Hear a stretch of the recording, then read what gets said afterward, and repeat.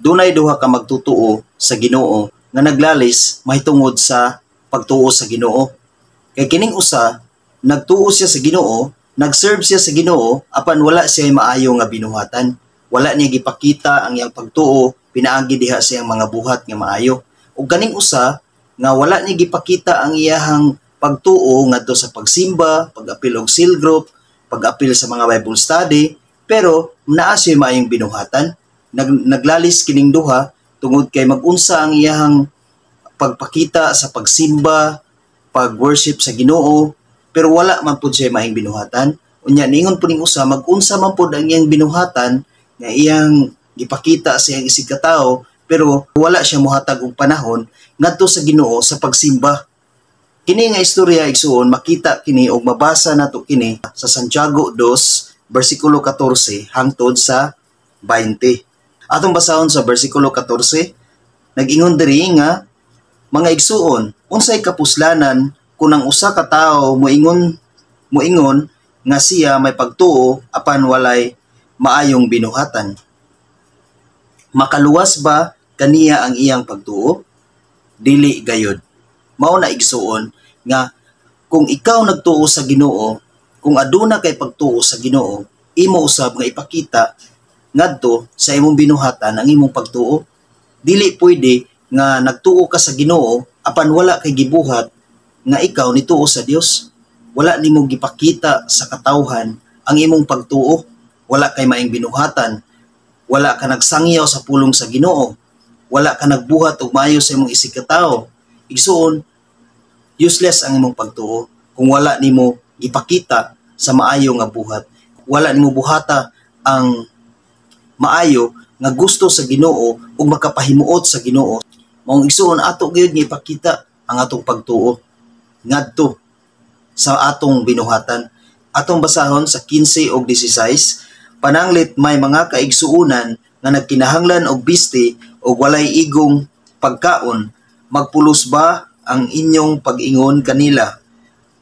Panalanginan unta kamo sa Dios, pagsinina kamo ug kaog maayo, kung dili ninyo sila hatagan sa ilang gikinahanglan. Mao na igsuon nga ang atong pagtuo sa Ginoo ato gyud nga ipakita ngadto sa atong pagbuhat, ngadto sa atong isig ka magtutuo, ngadto sa atong mga kaigsuonan nga katawhan. Na kung adunay nagkinahanglan sa imong encouragement about sa pagdasig ngadto sa Ginoo, pagdasig sa iyang pagtuo ngadto sa Ginoo, igsuon imong ipakita ang imong pagtuo sa Ginoo. Musangyaw ka sa pulong sa Ginoo, imo siyang in-encourage pinaagi sa pulong sa Ginoo. Kung nagkinahanglan siya pagkaon, tuod kay gigutom siya ni ana nga time, imo siyang tagaan og pagkaon, kay pinaagi ni ana makabuhat ikaw og maayo sa imong isig ka tawo ug imong mapakita sa Ginoo ang imong pagtuo nga idumadan gayud sa buhat. Tungod kay nag-ingon diri sa verse 17 nga ingon niini ang pagtuo, patay kini kuno dili ubanan og buhat. Patay kini igsuon kun dili nato ubanan sa binuhatan. Walay pulos ang imuhang pagtuo sa Ginoo kung wala kay maayong buhat. Kung wala nimo gipakita diha sa buhat ang imong pagtuo. Useless ang imong pagtuo igsuon kung wala kini gipakita sa buhat. O useless usab ang imong maayo nga binuhatan kung wala nimo ipakita sa Ginoo ang imong pagtuo ngadto kaniya.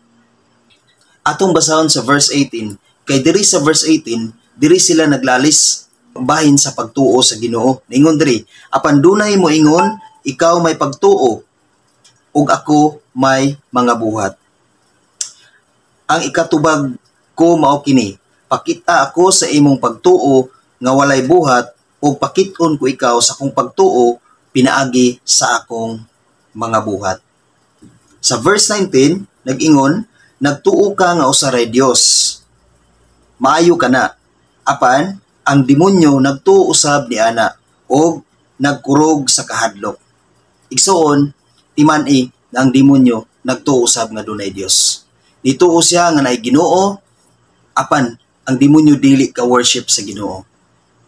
Igsuon, ayaw tuguti ang imong kaugalingon nga mahisama ikaw ni anang usa ka demonyo nga nagtuo siya sa Ginoo apan wala siya nag-worship sa Ginoo. wala siya nagpasidungog sa Ginoo. Igsoon, ipakita ang imong pagtuo pinaagi sa imong buhat. O kung mubuhat ka, pinaagi gayud sa pagtuo sa Ginoo. Kay ang kalahian sa pagtuo nga dunay buhat, nagpasidungog ka sa Ginoo. Apan kung nagbuhat ka og maayo, apan wala ka nagtuo sa Ginoo, delikado na igsoon. Tungod kay nag-ingon diri sa pulong sa Ginoo nga ang demonyo nagtuo ni ana, apan nagkurog siya sa kahadlok. Nagtuo ang demonyo nga dunay Dios, apan nagkurog siya sa kahadlok tungod kay dili siya maka-worship sa Ginoo. Dili siya dili siya makapasidungog sa Ginoo. Dili siya makaawit sa Ginoo. Dili siya makaapil og cell group. Dili siya makaapil og Bible study tungod kay allergy siya na igsuon. Busa ato gyud ipakita ang atong pagtuo og inubanan kini sa pagbuhat og maayo ug makapahimuot kini sa atong Ginoo.